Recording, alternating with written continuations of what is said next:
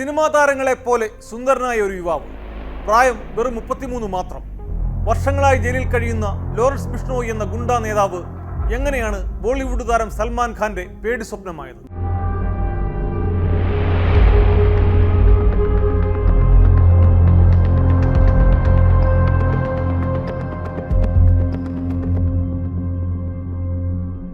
പഞ്ചാബിൽ ക്യാമ്പസുകളിലെ സമരനായകനിൽ നിന്ന് രാജ്യാന്തര ബന്ധങ്ങളുള്ള അധോലോക നായകനിലേക്കുള്ള ലോറൻസിന്റെ വളർച്ച അതിവേഗമായിരുന്നു. സാക്ഷാൽ ദാവൂദ് ഇബ്രാഹിമിനെ പോലും വെല്ലുവിളിക്കാൻ തക്ക കരുത്തുള്ള രാജ്യത്തെ ഏറ്റവും വലിയ ഗുണ്ടാ സിൻഡിക്കേറ്റിന്റെ തലവനായപ്പോഴും ലോറൻസ് ബിഷ്ണോയ് ഉള്ളിലിട്ട് ഊതിക്കാച്ചുന്നത് സൽമാനോടുള്ള കൊടും പകയാണ്. 5-ാം വയസ്സ് മുതൽ ഉള്ളിൽ കെടാതെ സൂക്ഷിക്കുന്ന പക.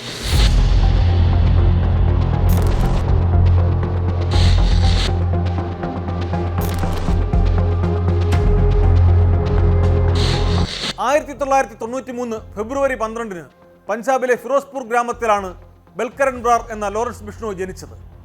കുപ്രസിദ്ധ അധോലോക നായകൻ ദാവൂദ് ഇബ്രാഹിമിനെ പോലെ ലോറൻസിന്റെ പിതാവും ഒരു പോലീസുകാരനായിരുന്നു, ഹരിയാന പോലീസിലെ കോൺസ്റ്റബിൾ.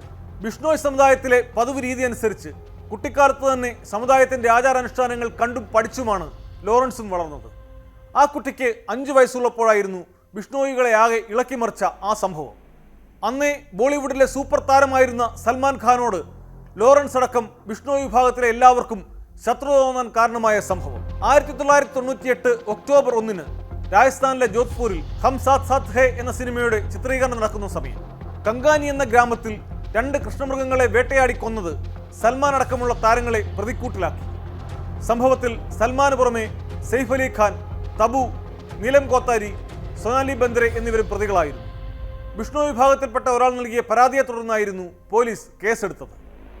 കൃഷ്ണമൃഗവേട്ട കേസിൽ 20 വർഷങ്ങൾക്കിപ്പുറം 2018 സൽമാൻ ഖാൻ കുറ്റക്കാരനാണെന്ന് കോടതി വിധിച്ചു.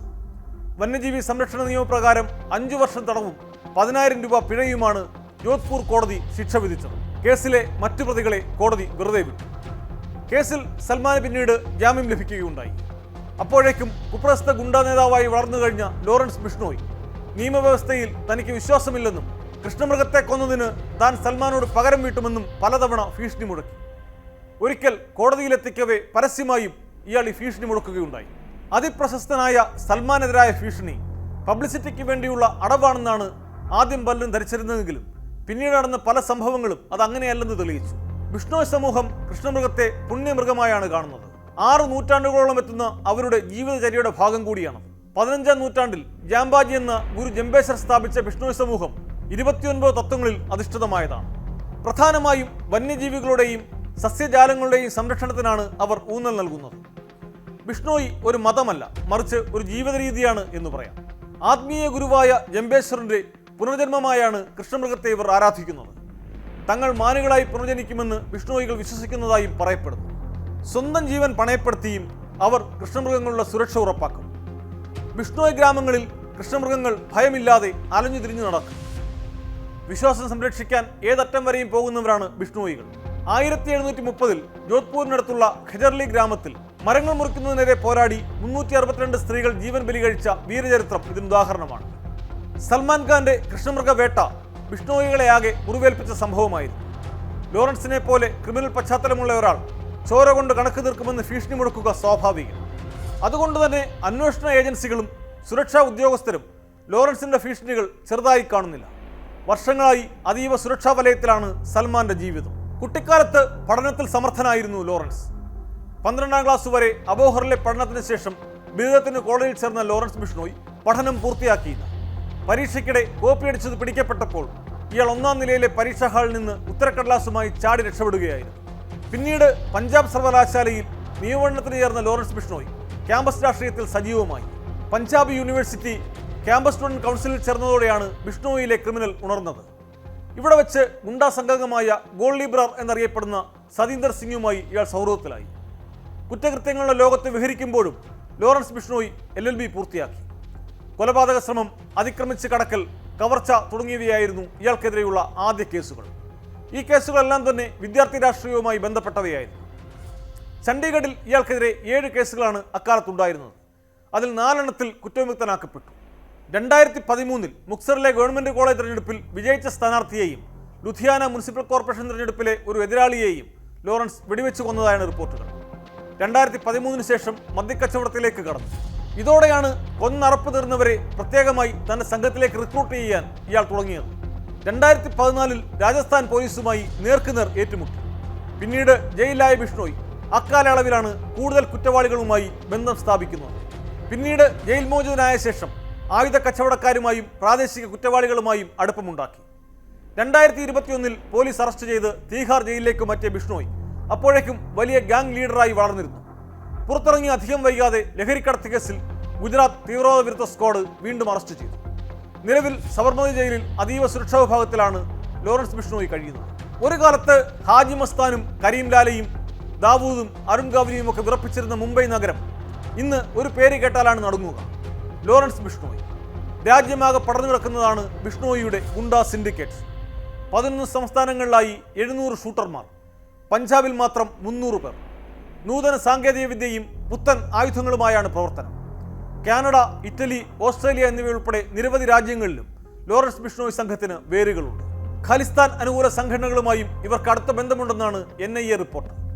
കാനഡയിലുള്ള കുപ്രസിദ്ധ കുറ്റവാളി ഗോൾഡി ബ്രാർ, സച്ചിൻ താപ്പൻ, ലോറൻസിന്റെ സഹോദരൻ അഡ്മോൾ ബിഷ്ണോയ്, വിക്രംജിത് സിംഗ്, കാല ജത്തേഡി, കാല റാണ എന്നിങ്ങനെ പോകുന്നു സംഘത്തിലെ മുൻനിരക്കാരുടെ പേരുകൾ. ജയിലിനുള്ളിലാണെങ്കിലും അതിശക്തനാണ് ലോറൻസ് എന്ന കൊടും ക്രിമിനൽ.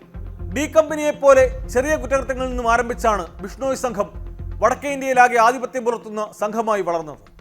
ഏറ്റെടുക്കുന്ന കൊട്ടേഷനുകൾ ഇവർ ഏൽപ്പിക്കുന്നത് പ്രാദേശികമായി പ്രവർത്തിക്കുന്ന ചെറിയ ഗാങ്ങുകളെയാണ്. ആയുധവും പ്രതിഫലവുമെല്ലാം വാരിക്കോരി നൽകും. ഇതുവരെ 75ലധികം കേസുകളാണ് ലോറൻസ് ബിഷ്ണോയ്ക്കെതിരെയുള്ളത്.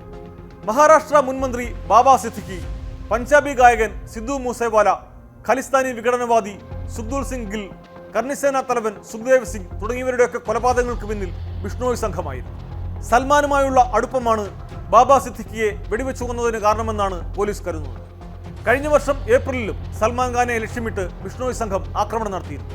സൽമാന്റെ ബാന്ദ്രയിലെ വീടിന് മുമ്പിൽ നിന്ന് വെടിയുതിർത്ത കേസിൽ പിടിയിലായവരെല്ലാം ഇതേ സംഘാംഗങ്ങളാണ്.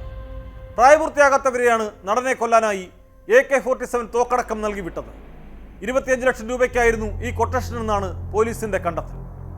സൽമാൻ ഖാനെ കൊല്ലാൻ മുമ്പും ലോറൻസ് ബിഷ്ണോയ് ഷൂട്ടറെ അയച്ചിരുന്നുവെന്ന് പോലീസ് റെക്കോർഡുകളിലുണ്ട്. രാജസ്ഥാൻ സ്വദേശിയായ സമ്പത്ത് നെഹ്റയോട് സൽമാനെ വകവരുത്തണമെന്ന് ബിഷ്ണോയ് ആവശ്യപ്പെട്ടു. സമ്പത്ത് നെഹ്റ ബാന്ദ്രയിലെ നടന്റെ വീണ് സമയം എത്തിയെങ്കിലും ഒരു പിസ്റ്റൾ മാത്രമേ കൈവശമുള്ളൂ എന്നതിനാൽ വെടിവെക്കാൻ സാധിച്ചില്ല. തുടർന്ന് ഇയാൾ ദിനേഷ് ഫൗജി എന്നൊരാളിൽ നിന്ന് തോക്ക് വാങ്ങാൻ തീരുമാനിച്ചെങ്കിലും ഇതിനിടെ ദിനേഷിനെ പോലീസ് പിടികൂടിയതോടെ ആ ഓപ്പറേഷൻ പാളി. 2011 റെഡ്ഡി എന്ന സിനിമയുടെ സെറ്റിൽ വെച്ച് സൽമാൻ ഖാനെ അപായപ്പെടുത്താൻ നരേഷ് ഷെട്ടി എന്നയാളെ ചുമതലപ്പെടുത്തിയെങ്കിലും ആ ശ്രമവും പരാജയപ്പെട്ടു. സൽമാൻ ഖാന്റെ പിതാവ് സലീം ഖാനും ഇവരിൽ നിന്ന് വധഭീഷണി നേരിട്ടിട്ടുണ്ട്. ജയിലിൽ കഴിയുന്ന ഒരാൾക്ക് എങ്ങനെ ഇത്ര ആസൂത്രണത്തോടെ കുറ്റകൃത്യങ്ങൾ നടത്താൻ കഴിയുന്നു എന്നതാണ് ഉയർന്ന പ്രധാന ചോദ്യം. ഏതൊക്കെ ജയിലിൽ തടവിൽ കഴിഞ്ഞോ അവിടെയെല്ലാം ജീവനക്കാരുടെ സഹായത്തോടെയായിരുന്നു ബിഷ്ണോയിയുടെ അധോലോക പ്രവർത്തനങ്ങൾ എന്നതാണ് അതിനുള്ള മറുപടി. അതിനു പുറമെ എന്തിനും തയ്യാറായി പുറത്തുള്ള സിൻഡിക്കേറ്റും ഒളിഞ്ഞും തെളിഞ്ഞുമുള്ള രാഷ്ട്രീയ ബന്ധങ്ങളും കൂടിയാകുമ്പോൾ അഴിക്കുള്ളിലും ലോറൻസ് ബിഷ്ണോയ് അതിശക്തനാണ്. അതുതന്നെയാണ് ഓരോ നിമിഷവും ഭയത്തോടെയും അതീവ ജാഗ്രതയോടെയും ജീവിക്കേണ്ട അവസ്ഥയിലേക്ക് സൽമാൻ ഖാനെ കൊണ്ടെത്തിച്ചത്. ലോറൻസ് ബിഷ്ണോയ് സംഘത്തെ ഭീകര സംഘടനയായി കാനഡ പ്രഖ്യാപിച്ചത് അടുത്തിടെയാണ്. ഇനി മുതൽ കാനഡയിൽ ബിഷ്ണോയ് സംഘത്തിന്റെ വാഹനങ്ങളും വീടും പണവും ഉൾപ്പെടെയുള്ള സ്വത്തുക്കൾ കണ്ടുകെട്ടാനോ മരവിപ്പിക്കാനോ സർക്കാരിന് അധികാരം ലഭിക്കും. ഭീകരപ്രവർത്തനങ്ങൾക്ക് സഹായം നൽകുന്നത് ഉൾപ്പെടെയുള്ള കുറ്റകൃത്യങ്ങൾക്ക് സംഘാംഗങ്ങളെ വിചാരണ ചെയ്യാനും അധികാരമുണ്ടാകും. സംഘാംഗങ്ങൾക്ക് കാനഡയിൽ എത്തുന്നതിനും നിയന്ത്രണമുണ്ടാകും. പ്രധാന താവളമായിരുന്ന കാനഡയിലെ ഈ നടപടികൾ ലോറൻസ് ബിഷ്ണോയ് സംഘത്തിന് മൂക്കുകയറിടുമോ എന്നാണ് ഇനി കാത്തിരുന്ന് കാണേണ്ടത്.